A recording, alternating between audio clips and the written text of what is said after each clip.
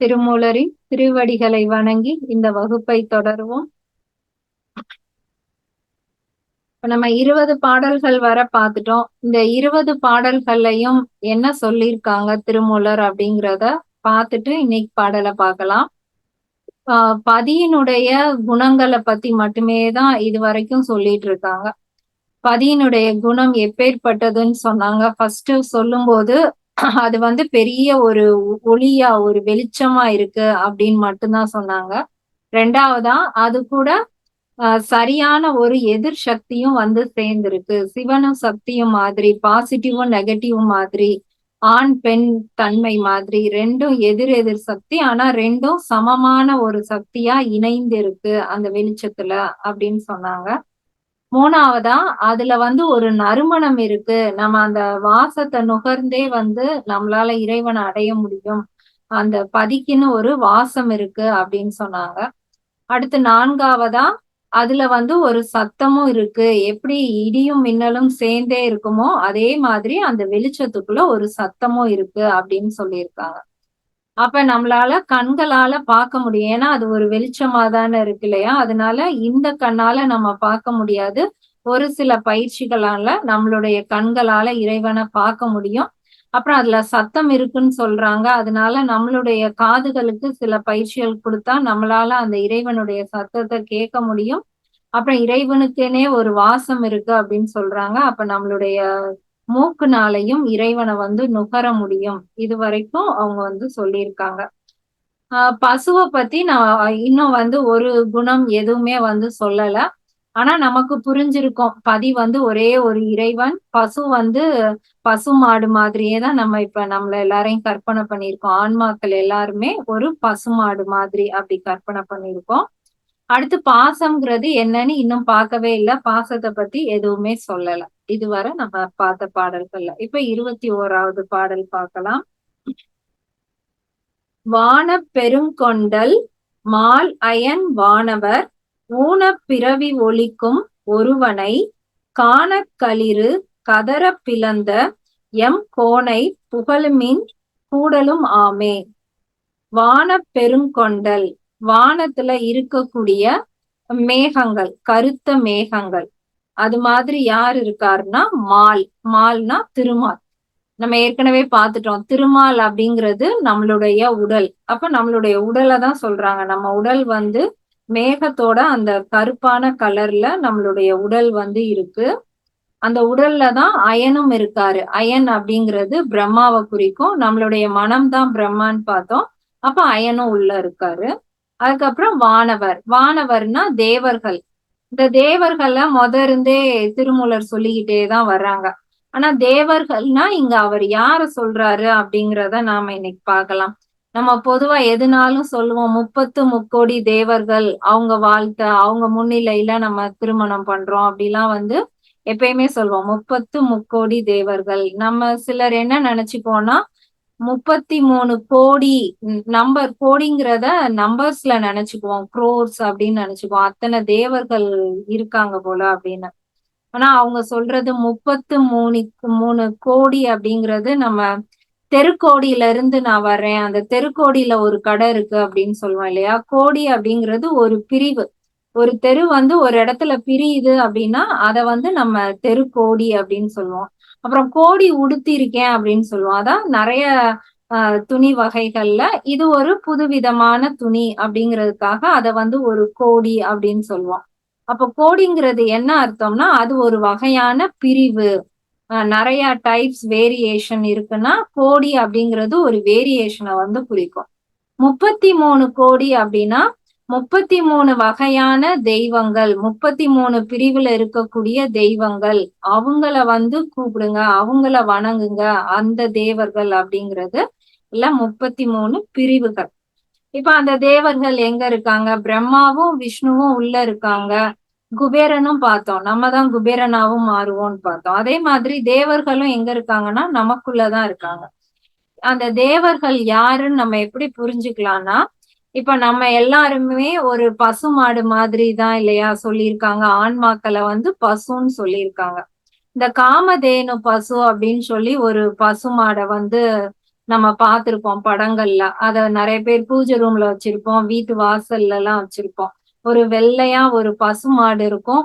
இந்த இடத்துல மகாலட்சுமி விஷ்ணு இப்படி நிறைய சாமி அங்க இருப்பாங்க. கால்ல சில முனிவர்கள்லாம் இருப்பாங்க. ஆஹ் எல்லாமே அந்த படத்துல வந்து எல்லா தெய்வங்களும் இருக்கும். அந்த காமதேனு பசு தான் யாருன்னா நம்மளுடைய ஆன்மா வந்து என்னைக்கு சுத்தமா மாறுதோ அப்ப இப்ப பசுவா இருக்கிற நம்ம காமதேனுவா மாறிடுவோம். சுத்தமான உடலா மாறுவோம். அப்ப என்ன ஆகும்னா நம்ம உடல்ல இருக்கக்கூடிய அந்த பாசம்ங்கிற மலம்லாம் நீங்கின உடனே இந்த உடல்ல வந்து நம்ம 33 இடத்துல 33 தேவர்களை வந்து பார்ப்போம். 33 விதமான சக்திகள். அதுதான் வந்து தேவர்களா. அப்ப அப்ப அங்க இந்த இடத்துல விஷ்ணு இருப்பாருன்னு நினைக்கிறேன். நான் அந்த படம் சரியா பார்த்தது இல்ல. இங்க ஒரு கடவுள். அப்ப நம்ம உடல் தான். நம்ம அந்த பசுமாடு மாதிரி நிக்கிறோம்னா அந்த தேவர்கள் எங்க இருக்காங்களோ அந்த தேவர்கள் எல்லாமே நம்மளுடைய உடல்ல இருக்காங்க. அப்ப ஒவ்வொரு பாடல்லையும் தேவர்களால் அறிய முடியாத கடவுள் அப்படின்னு சொல்றது எல்லாமே நம்ம உடல்ல இருக்கக்கூடிய 33 இடங்கள்ல இருக்கக்கூடிய ஒவ்வொரு விதமான சக்திகள் தான் தேவர்கள். அவங்களாலையும் உணர முடியாதது அப்படிங்கிறாங்க. இப்போ தேவர்கள் 33 கோடி நம்ம உடல்ல இருக்காங்க அப்படின்னா அப்ப அவங்களுக்கு அகெயின்ஸ்டா இருக்கிறவங்க, எதிரியா இருக்கிறவங்க யாரு? அசுரர்கள். அப்ப அவங்க எங்க இருப்பாங்க? அவங்க எத்தனை பேர் இருப்பாங்க அப்படின்னா இவங்களுக்கு 33 கோடி அப்படின்னு சொல்லியிருக்காங்கன்னா அசுரர்களுக்கு 66 கோடி அப்படின்னு சொல்லியிருக்காங்க. அதான் இத வந்து அப்படியே டபுளா அவங்களும் எங்க இருக்காங்கன்னா நமக்குள்ளதான் இருக்காங்க. ஏன் இந்த ரேஷியோ கூட இருக்கு அப்படின்னா நம்ம உடல்ல மலங்கள் இருக்கிறனால நமக்கு வந்து தேவையற்ற எண்ணங்கள் தான் அதிகமா வரும்.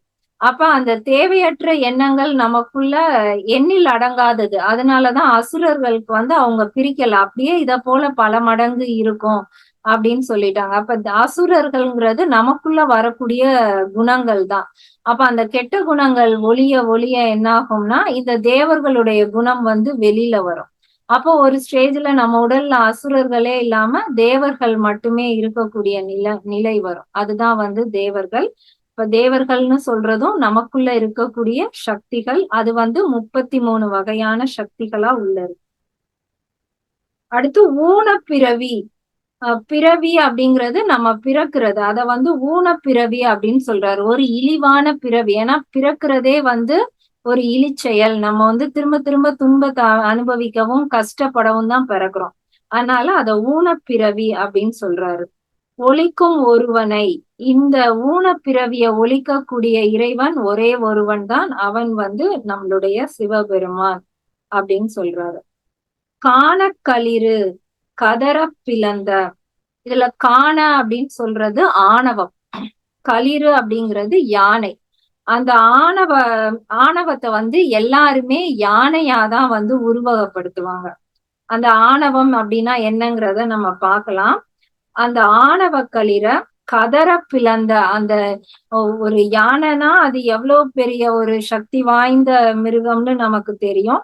அதுவே என்னை விட்டுடுன்னு சொல்ற அளவுக்கு அது கதற கதற அத வந்து பிளந்த அப்படின்னா அத கொன்னு அத உரிக்கிறது அந்த மாதிரி ஒரு அர்த்தம். அப்ப அந்த அப்ப அவர் இப்ப இது மூலமா என்ன சொல்ல வர்றாருன்னா ஆணவம்ங்கிறது அவ்வளோ பெரிய ஒரு சக்தி வாய்ந்த பெரிய ஒரு கெட்ட செயல் மாதிரியும் அத வந்து கஷ்டப்பட்டு அழிக்கக்கூடிய திறமை வந்து ஒரே ஒருத்தருக்கு தான் இருக்கு அப்படிங்கிற மாதிரியும் சொல்றாரு. காணக்களிறு கதற பிளந்த எம் கோனை. கோன்னா நம்மளுடைய அரசன். நமக்கு அரசன்னா யாரு? சிவபெருமான். புகழுமீன். அவரை வந்து புகழ்ந்து பாடுங்க. கூடலும் ஆமே. அவரோட சேர்றதுக்கு முயற்சி பண்ணுங்க அப்படின்னு சொல்றாரு. இப்ப அந்த ஆணவம்னா என்ன அப்படிங்கிறத நம்ம லைட்டா பார்க்கலாம். இப்ப பதி பார்த்துட்டோம், பசு பார்த்துட்டோம். அந்த பாசம் வந்து நம்ம இன்னும் என்னன்னே பார்க்கலாம். அந்த பாசம்ங்கிறது என்னன்னா இந்த பதி பசுவ தவிர மீதி இருக்கிறது எல்லாமே பாசம்தான். அந்த பாசத்தை வந்து அவங்க மூணா வந்து பிரிக்கிறாங்க. மும்மலங்கள் அப்படின்னு சொல்ற மாதிரி ஆணவம், கண்மம், மாயை. இந்த 3 வார்த்தைகளை சொல்லி இது 3ம் மும்மலங்கள். இந்த 3ம் சேர்ந்ததுதான் பாசம் அப்படின்னு சொல்றாங்க. மலம்னா என்னது? கழிவு. ஒரு அழுக்கு. தேவையில்லாதது, நம்ம உடலை விட்டு போக வேண்டியது. இதத்தான் வந்து நம்ம மலம்னு சொல்லுவோம். அப்ப பாசம் அப்படிங்கிறது 3 மலங்கள் சேர்ந்தது. ஒண்ணு ஆணவம், இன்னொன்னு கன்மம், இன்னொன்னு மாயை. இந்த ஆர்டர்லயே தான் சொல்லுவோம். ஆனா இதுல எது வந்து ரொம்ப வேகமா நம்மளால அத விட்டு வெளிய வர முடியும்னா மாயை. மாயைங்கிறது என்னன்னா, இது எல்லாமே அடுத்த பாடல்கள்ல வரும்போது நம்ம நல்லா டீப்பா பார்க்கலாம். இப்ப சிம்பிளா புரிஞ்சுக்கலாம். மாயைன்னா ஒரு மேஜிக் மாதிரி. நம்ம உண்மைன்னே நெனச்சிட்டு இருப்போம். திடீர்னு ஒரு நாள் அது உண்மை இல்ல அப்படின்னு தோன்றது தான் வந்து மாயை. இப்போ எக்ஸாம்பிள்க்கு எப்படி எடுத்துக்கலாம்னா, நம்ம பிறந்ததுல இருந்து ஒரு அம்மாவும், குழந்தையும் வந்து ரொம்ப பாசமாவே இருப்பாங்க. அவங்களுடைய இதப்படி நம்ம பையன் என்னைக்கும் நம்மள விட்டு பிரிய மாட்டாங்கிற ஒரு எண்ணம் இருக்கும். பையனுக்கும் அம்மாவுடைய அன்பு மாறாம இப்படியே இருக்கும்னு ஒரு எண்ணம் இருக்கும். அப்புறம் ஒரு ஸ்டேஜ்ல நெறைய பிரச்சனைகள் வரும்போது, அடுத்து அந்த பையனுக்கு க கல்யாணம் ஆகுறது, அப்பல்லாம் வரும்போது அப்படியே சிலர் வந்து அப்படியே அந்த சொந்தம் எல்லாமே வந்து அப்படியே போயிரும். அம்மாவ கொண்டு போய் முதியோர் இல்லத்துல விடுற மாதிரி வரும். இல்ல அம்மா வந்து பையனுக்கு எதுவுமே குடுக்க மாட்டேன்னு சொல்லி ஏதோ ஒரு சூழ்நிலை வரும்போது, அப்ப இவ்ளோ நாள் நமக்குள்ள ஒரு அன்பு இருந்துச்சே, அந்த அன்பு எங்க போச்சு? அது எல்லாமே மாயமா போயிருச்சு அப்படின்னு சொல்றோம் இல்லையா? இல்லாம போயிரும். இவ்ளோ நாள் நமக்கு அது வந்து நம்ம நெனச்சிருக்கவே மாட்டோம். ஒரு நாள் எல்லாமே மாயமா போயிரும். எப்படி அத நம்மளால ஏத்துக்க முடியலையோ, அது அப்படி மாறி போகுதோ, அதே மாதிரி எல்லா விஷயங்களுமே ஒரு நாள் வந்து ஒண்ணுமே இல்ல, எல்லாமே பொய்யா தோணும். அதுதான் வந்து மாயை. அத கூட நம்ம வந்து லைஃப்ல இந்த மாரி ஒவ்வொரு ஸ்டேஜ்லயா மாயை அப்படிங்கிறத உணருவோம். இன்னொரு மலம்க்கு பேரு வந்து கன்மம். கன்மம்னா செயல்கள். நம்ம இப்ப செய்யக்கூடிய செயல்கள்னால தான் நமக்கு நன்மையும், தீமையும் மாறி, மாறி நடந்துகிட்டே இருக்கும். ஏதோ ஒரு செயல், ஏதோ ஒரு சின்ன விஷயம் நம்ம செய்வோம். அது நான் இந்த தசாவதாரம் படத்துல கூட சொல்லியிருப்பாங்க இல்லையா? அந்த ஒரு பட்டர்ஃப்ளை தான் அது அதுடைய சிறகு அடிக்கிறதும் ஒண்ணுதான், சுனாமியும் ஒண்ணுதான். ஒவ்வொரு சின்ன, சின்ன அசைவும் ஒரு பெரிய தாக்கத்த வந்து ஏற்படுத்தும். அதே மாதிரி தான் கன்மம்ங்கிறது நம்ம செய்யக்கூடிய சின்ன சின்ன செயல்கள் கூட சுத்தி சுத்தி நமக்கு வந்து இந்த பிறவிய திரும்ப குடுத்துக்கிட்டே இருக்கும். அப்ப ஒரு ஸ்டேஜ்ல நம்ம அந்த கன்மத்த கூட நம்ம வந்து விட்டுறலாம். சரி தேவையில்லாத செயல்கள் செய்ய வேண்டாம். தேவையில்லாம பேச வேண்டான்னு ஒரு ஏஜுக்கு அப்புறம் நம்மளாவே அந்த கன்மமும், பாசம் அப்படிங்கிறத புரிஞ்சு இருந்துருவோம்.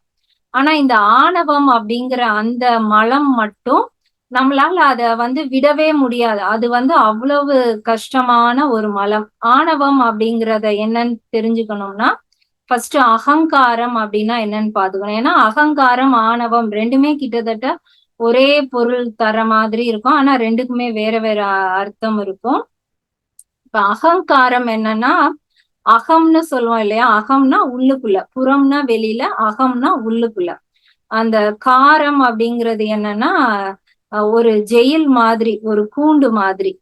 அப்ப அகங்காரம் அப்படிங்கிறது, நமக்கு உள்ளுக்குள்ள நாமளே கட்டிக்கக்கூடிய ஒரு ஜெயில், ஒரு பிரிசன் தான் வந்து அகங்காரம். அது எப்படி இருக்கும்னா, இப்ப வந்து ஒரு குழந்தை பிறக்குது அப்படின்னா, நம்ம என்ன சொல்வோம்? குழந்தையும் தெய்வமும் ஒண்ணு அப்படின்னு சொல்லுவோம். எதனால அப்படி சொல்றோம்னா, அந்த குழந்தைக்குள்ள பதியும் இருக்கும், பசுவும் இருக்கும். 2யும் பிரிக்க முடியாது. 2ம் வந்து இணைந்து இருக்கும். ஏன்னா, அந்த குழந்தைக்கு பாசமே கிடையாது. அதுக்கு வந்து மாயைன்னா என்னன்னு தெரியாது. அது ஒரு செயலும் அது செய்யாது. அது அது பாட்டுல போட்ட இடத்துல அது பாட்டுல இருக்கும். அப்ப அதுக்கு வந்து பாசம் அப்படிங்கிற ஒரு மலமே இல்ல. பதியும், பசுவும் இணைந்து இருக்கனால, அது வந்து தெய்வமா இருக்கு. அந்த குழந்தை வளர வளர நம்ம என்ன சொல்வோம்? "அம்மா பாரு, அம்மா பாரு" அப்படின்னு சொல்வோம். அப்ப அந்த குழந்தைக்கும் வந்து இவங்களுடைய கையில நம்ம இருக்கும்போது, நம்ம வந்து நல்லா ஒரு கதகதப்பா ஃபீல் பண்றோம். நமக்கு பசி இல்லாம இருக்கு, இவங்க கிட்ட வரும்போது அப்படின்னு சொல்லி, அதுவாவே வந்து அந்த அம்மா கிட்ட ஒரு சின்ன அஃபெக்ஷன வந்து ஏற்படுத்திக்குது. அப்ப ஒரு சின்ன ஜெயில் அப்பதான் வந்து அது கட்ட ஆரம்பிக்குது. அடுத்து இந்த அம்மா வந்து அப்பா பாரு, அப்பா பாரு அப்படின்னு சொல்லுவாங்க. அப்புறம் உன்னோட அக்கா இதான், அண்ணன் இதான், ஆச்சி பாரு அப்படின்னு சொல்லி சொல்லி அந்த குழந்தைக்கு வந்து கொஞ்சம் கொஞ்சமா அகங்காரத்த குடுக்குறாங்க. அகங்காரம் அப்படிங்கிறது ஒரு ஐடென்டிஃபிகேஷன். அந்த குழந்தை யாருன்னு அப்படியே கொஞ்சம் கொஞ்சமா அது உணர்ந்துகிட்டே வருது. அப்ப அந்த ஒரு ஸ்டேஜ் வரும்போது அதுக்கு என்ன புரியும்னா, இவங்க நம்ம அம்மா, இவங்க நம்ம அப்பா, இவங்கெல்லாம் நம்மள பாத்துக்கிறவங்க. இதெல்லாம் நம்மளுடைய வீடு, இது நம்மளுடைய பாதுகாப்பு, இது நாம படிச்சது அப்படின்னு சொல்லி, அவ்வளவு அதுக்கு முன்னாடி வர அந்த பதியோட இணைந்திருந்த அந்த பசு வந்து கொஞ்சம் கொஞ்சமா சுருங்கி அகங்காரமா நான் இப்படிதான் இருப்பேன் அப்படின்னு தனக்குள்ள ஒரு ஜெயில வந்து அமைச்சுக்கிட்டு அதுக்குள்ள இருக்குது. அது வந்து அகங்காரம். எல்லாருக்குமே அகங்காரம் இருக்கும்.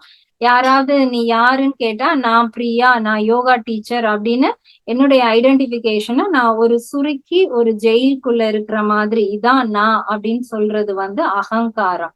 இந்த அகங்காரத்துக்கு மேல என்ன ஆகும்னா ஆணவம் அப்படிங்கிற ஒரு அழுக்கு வந்து அப்படியே கொஞ்சம் கொஞ்சமா வளர்ந்துகிட்டே இருக்கும்.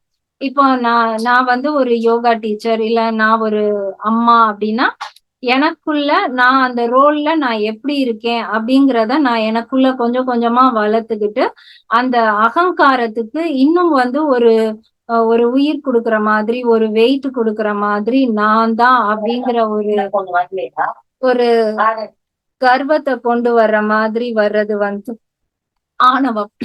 அப்ப அந்த அகங்காரத்தை கூட நம்ம எடுத்துடலாம்.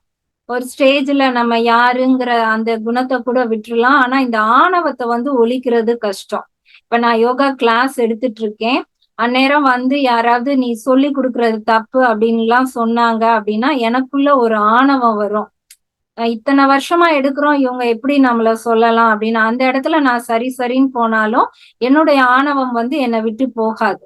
எல்லாருக்குமே அது இருக்கிறது தான். அப்ப அந்த பாசத்துல இருக்கக்கூடிய 3 மலங்கள்லே ரொம்ப கஷ்டமா நம்மளை விட்டு பிரிக்க முடியாத நீங்க முடியாத மலம் எதுனா ஆணவ மலம். அதனாலதான் அதை வந்து யானை மாதிரி அதை ஒப்பிடுறாங்க. யானை அளவுக்கு ரொம்ப பவர்ஃபுல்லான ஒரு பாசம் நமக்குள்ள இருக்கிறது ஆணவம் தான். அந்த ஆணவம் விலகிருச்சுன்னா அதுக்கப்புறம் அகங்காரம் போறது ரொம்ப ஈஸி. அகங்காரத்தை அழிச்சிடலாம். ஆணவத்தை அழிக்கிறது தான் கஷ்டம். அப்ப அந்த ஆணவத்தை அழிக்கக்கூடிய இறைவன் வந்து சிவபெருமான். அதுதான் இந்த முதல் பாடல்ல வந்து சொல்லியிருக்காங்க. திரும்ப பார்க்கலாம். வான பெருங்கொண்டல் மால், வானத்தில் இருக்கிற மேகங்களை போல கருமை நிறம் கொண்ட திருமால், அயன் பிரம்மன், வானவர் 33 தேவர்கள், ஊனப்பிறவி இந்த இழிப்பிறவியை ஒழிக்கும் ஒருவன், அதை அழிக்கக்கூடிய சக்தி வாய்ந்த ஒருவன், காணக்களிறு ஆணவம் என்ற யானையை கதற பிளந்த அது போகும்படி அதை அழித்த எம் கோனை என்னுடைய அரசனை, புகழுமீன் அவருடைய நாமத்தை போற்றுங்கள், கூடலும் ஆவேன் அவருடைய திருவடியை இணையறதுக்கும் நம்ம முயற்சி செய்யலாம் அப்படின்னு சொல்லியிருக்காரு. அடுத்து 22வது பாடல். மனத்தில் எழுகின்ற மாய நன்னாடன் நினைத்தது அறிவனெண்ணில்தான் நினைக்கிலர் எனக்கு இறை அன்பு இளன் என்பர். இறைவன் பிழைக்க நின்றார் பக்கம் பேணி நின்றானே. இது ஓரளவு நமக்கு புரியுற மாதிரி பாடலாதான் இருக்கும். மனத்தில் எழுகின்ற நம்மளுடைய மனதுல வரக்கூடிய மாய நன்னாடன் என்னுடைய சிவபெருமான். நம்ம ஒரு தியானமோ ஏதோ ஒரு முயற்சி பண்ணி நம்ம மனதுல இருக்கக்கூடிய இறைவனை நினைத்து அறிவனெண்ணில்தான் அந்த தவறாமல் இறைவனை நம்ம நினைச்சு தியானம் பண்ணி அப்படியே இருந்தோம் அப்படின்னா, நம்ம நினைக்கிறோம் அப்படிங்கிறது உண்மையா இருந்துச்சுனாலே நினைக்கலார் அந்த இறைவன் வந்து நம்ம உண்மையா நினைச்சோம்னாலே இறைவனுக்கு வந்து அது புரியும். நினைக்கிலார் அந்த மாதிரி நினைக்காதவங்க என்ன சொல்றாங்கன்னா எனக்கு இறை அன்பு இளன் என்பர். இறைவனை நினைக்காதவங்களால இறைவன் வந்து எனக்கு அன்பு செய்யல, அவர் ஏன் இப்படி இருக்காரு, என்ன மட்டும் கவனிக்க மாட்டேங்கிறாரு, எனக்கு வந்து நல்லது செய்ய மாட்டேங்கிறாருன்னு அவரை நினைக்காதவங்க தான் புலம்பிக்கிட்டே இருப்பாங்க. அவரை நினைக்கிற யாரும் வந்து இறைவன் எனக்கு இது செய்யல அது செய்யலன்னு சொல்ல மாட்டாங்க. இறைவன் பிழைக்க நின்றார் பக்கம் பேணி நின்றானே. நம்ம வந்து இறைவனை நினைச்சிட்டாலே போதும், அவர் வந்து நமக்கு பக்கத்திலே நின்னு நம்ம என்னெல்லாம் கேக்குறோமோ அது எல்லாத்தையுமே வந்து செஞ்சு கொடுத்துருவாரு. இன்னொருக்க பார்க்கலாம். மனத்தில் எழுகின்ற மாய நன்னாடன், தியானம் மூலமாக நம்ம மனதுல இருந்து நாம எழுப்பக்கூடிய சிவபெருமான் நினைத்தது அறிவ நெண்ணில்தான். நம்ம நினைத்துட்டோம்னாலே நம்ம கேக்குற எல்லாத்தையும் சிவபெருமான் கொடுத்துருவாரு. நினைக்கிலர் எனக்கு இறை அன்பு இலன் என்பர். அவ்வாறு இறைவனை நினைக்காதவர்கள் இறைவன் எனக்கு அன்பு செலுத்தல அப்படின்னு சொல்வாங்க. இறைவன் பிழைக்க நின்றார் பக்கம் பேணி நின்றானே. தன்னை நினைப்பவர்களுக்கு அருகிலேயே இருந்து அவங்க கேட்கிற எல்லாத்தையும் செய்து கொடுப்பவன் நம் இறைவன். 23வது பாடல். வல்லவன் வன்னிக்கு இறையிடை வாரணம் நில் என நிற்பித்த நீதியுள் ஈசனை இல் என வேண்டா இறையவர் தம் முதல் அல்லும் பகலும் அருளுகின்றானே. இதுவும் அந்த நம்ம இதுவரை பார்த்த மாதிரியேதான் இறைவனை புகழ்ந்து சொல்றாரு. வல்லவன் அப்படின்னா எல்லா ஆற்றலும் உடைய வல்லவன் சிவபெருமான். வன்னிக்கு, வன்னி அப்படிங்கிறது தீக்குரிய கடவுள். இறை இடை, அந்த தீக்குரிய கடவுளை அந்த இறைவனை இடையில வைக்கிறாரு. எதுக்கு இடையில்னா, வாரணம் அப்படிங்கிறது கடலை குறிக்கும். கடலுக்கு இடையில ஒரு தீக்கடவுளை வைக்கக்கூடிய வல்லவன். ஒரு தண்ணி இருக்கிற இடத்துல நம்மளால போய் ஒரு தீய வைக்க முடியுமா? முடியாது. அந்த மாதிரி கடலுக்கு நடுவுலயே கொண்டு போய் ஒரு தீய வச்சு அதை அணைய விடாம பாத்துக்க கூடிய வல்லவன் இறைவன்.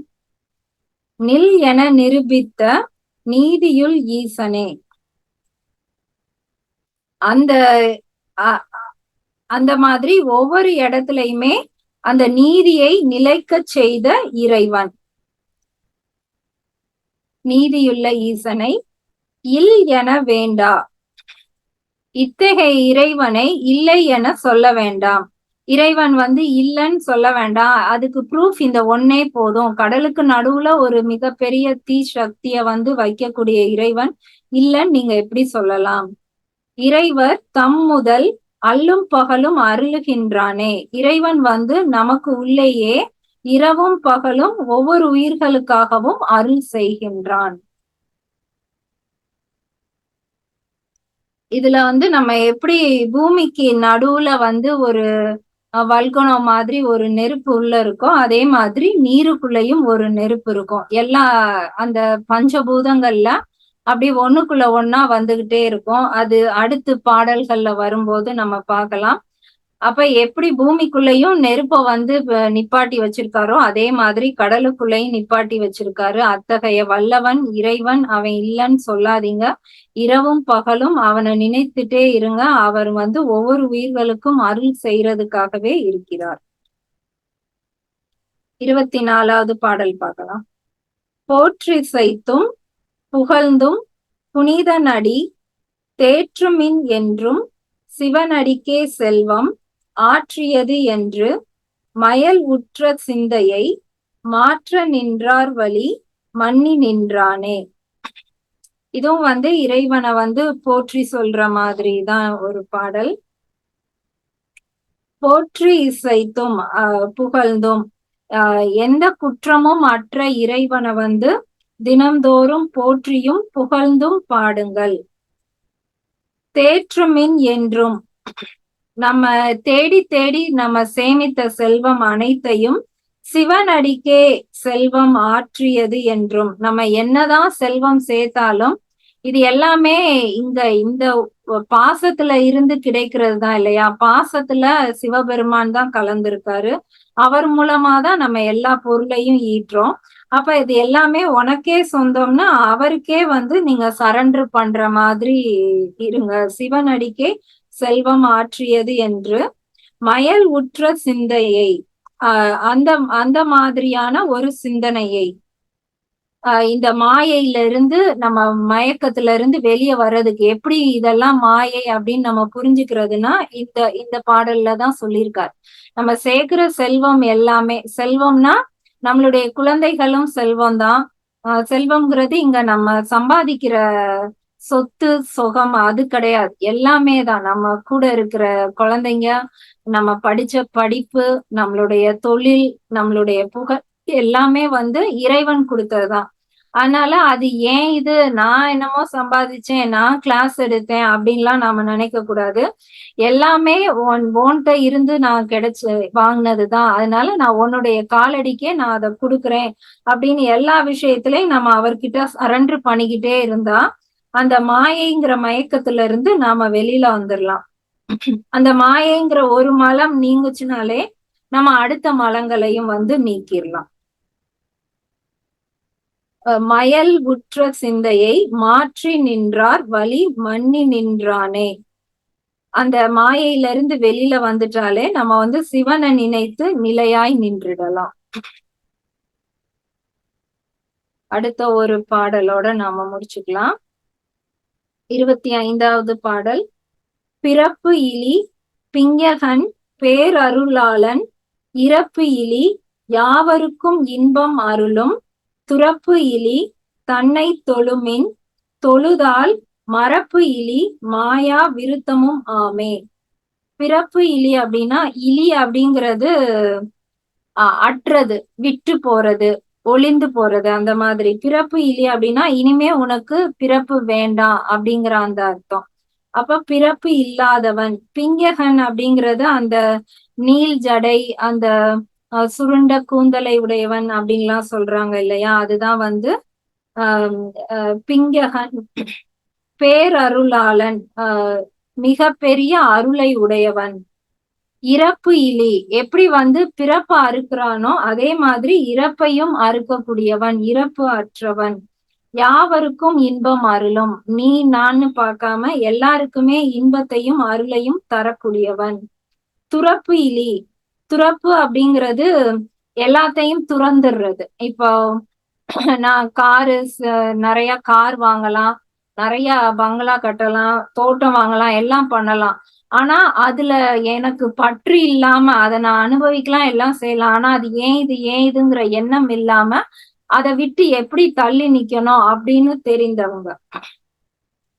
தன்னை தொழுமின், இறைவனை வந்து தொழுதாலே போதும். மரப்பு இலி, மரப்பு இலினா மறைக்கக்கூடிய இருள், அந்த இருளையும் வெளியே வரக்கூடியவன். மாயா விருத்தமும் ஆமே. அந்த பாசத்துல நம்ம பார்த்தோம் இல்லையா, மாயை, அதுல இருந்தும் விடுபடக்கூடிய. இன்னொருக்க பார்க்கலாம். பிறப்பு இலி, பிறப்பை அறுத்தவன் பிங்ககன், நீல் கூந்தலை உடையவன், பேரருளாளன், மிக பெரிய அருளை கொண்டவன். இறப்பு இலி, இறப்பை அறுக்கக்கூடியவன். யாவருக்கும் இன்பம் அருளும், அனைவருக்கும் இன்பத்தையும் அருளையும் கொடுக்கக்கூடியவன்.